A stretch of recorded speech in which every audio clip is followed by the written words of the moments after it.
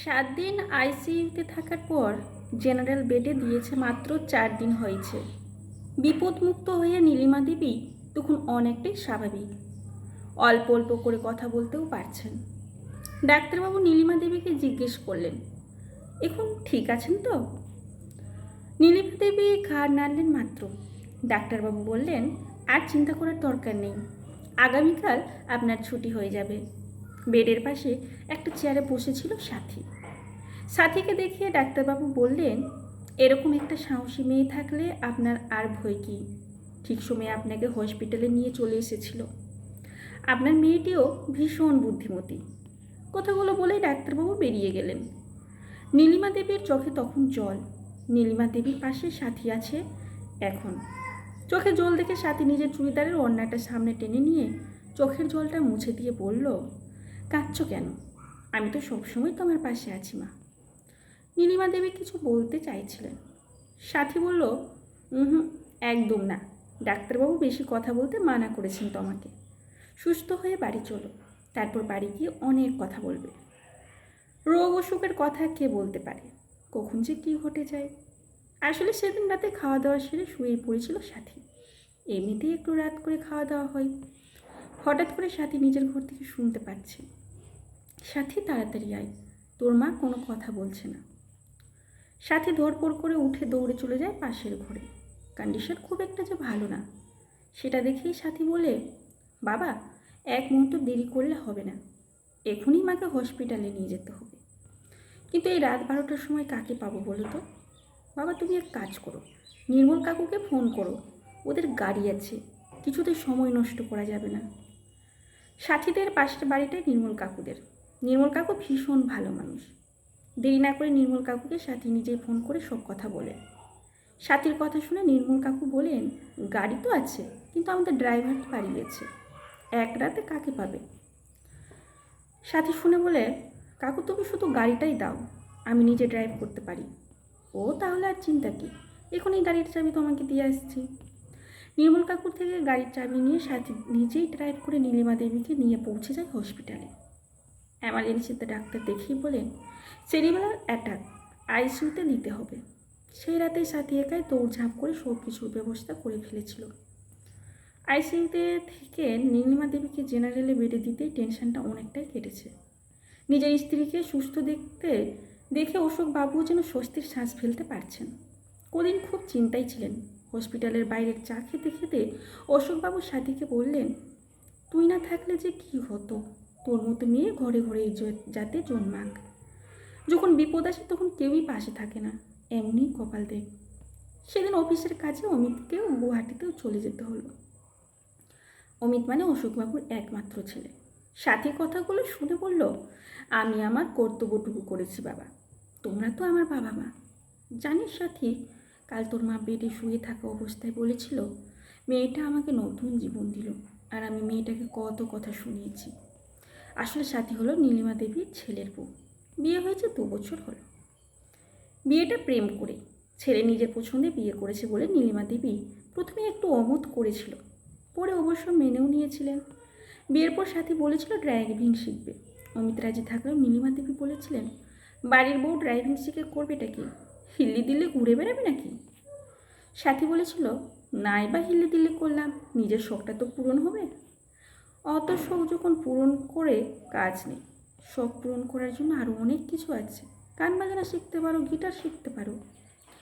মা তুমি বুঝছো না, যেটা ভালো লাগে না সেটা কেন আমি শিখবো? তুমি গাড়ি চালানো শিখবে, এটা আমার পছন্দ না।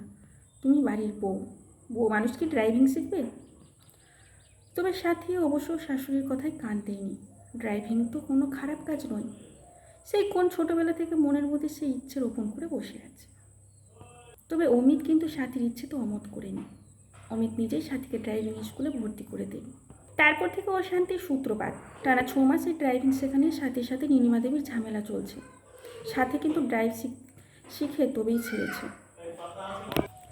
তবে সাথী যে কত বড় কাজটা করেছে সেটা নীলিমা দেবী বুঝে গেছেন।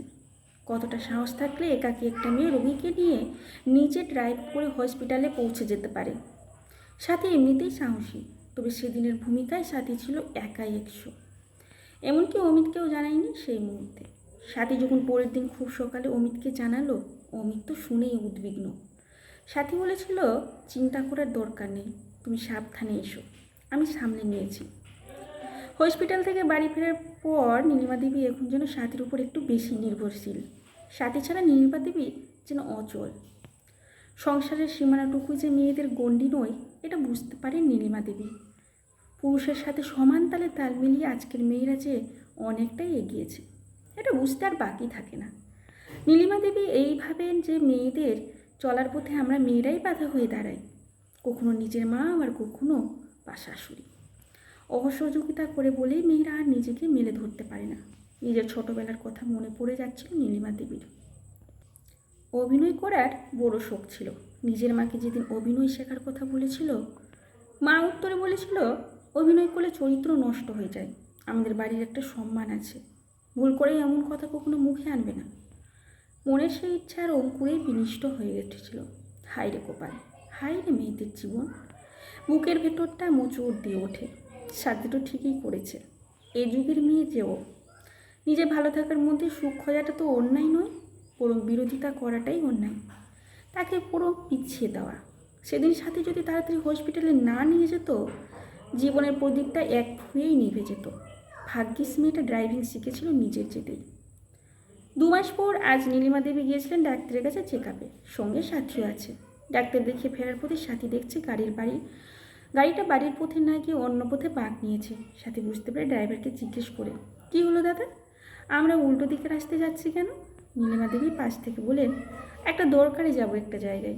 সে কি, বের হওয়ার আগে কিছু বললে না তো?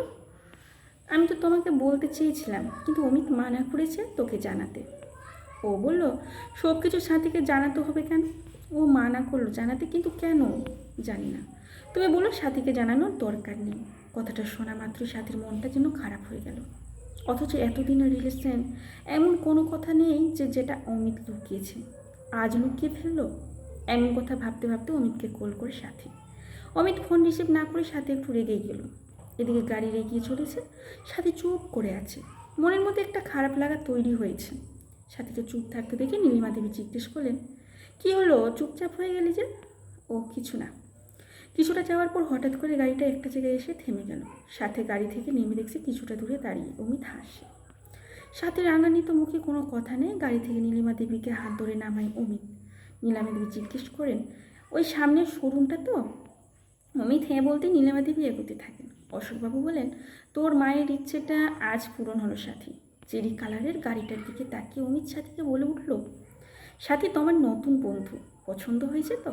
সাথী অবাক হয়ে জিজ্ঞেস করল, মানে? মানে আর কিছু নয়, এটা তোমার উপহার। আমার উপহার? তুমি কিনলে?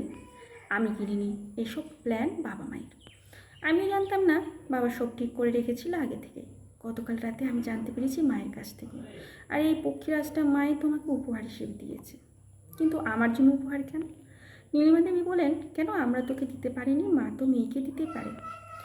পাশ থেকে অশোকবাবু বলেন, সাথী এটা আর এমন কি, তুই তো আমাকে আমার সব থেকে বড় উপহার আমার জীবন সাথীকেই ফিরিয়ে দিয়েছিস। সেদিন আর একটু দেরি হলে তোর মাকে ফিরে পেতাম না। তখন জীবনের থেকে সময়ের দাম অনেক বেশি ছিল। আরও কয়েক বছর দুজনকে একসঙ্গে থাকার সুযোগ করে দিয়েছিস, পরমায়ু বাড়িয়ে দিয়েছিস। ঠিক সময় হসপিটালে পৌঁছতে না পারলে এমন দিনটাও আমরা পেতাম না। আশীর্বাদ করি সারা জীবন যাতে এইভাবেই সবার সাথে থাকিস।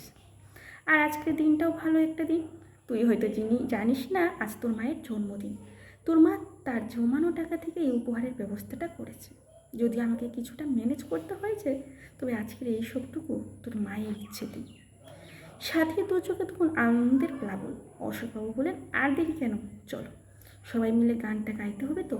এই পদ্ধতি না শেষ হয় তবে কেমন হতো, তুমি বলো তো?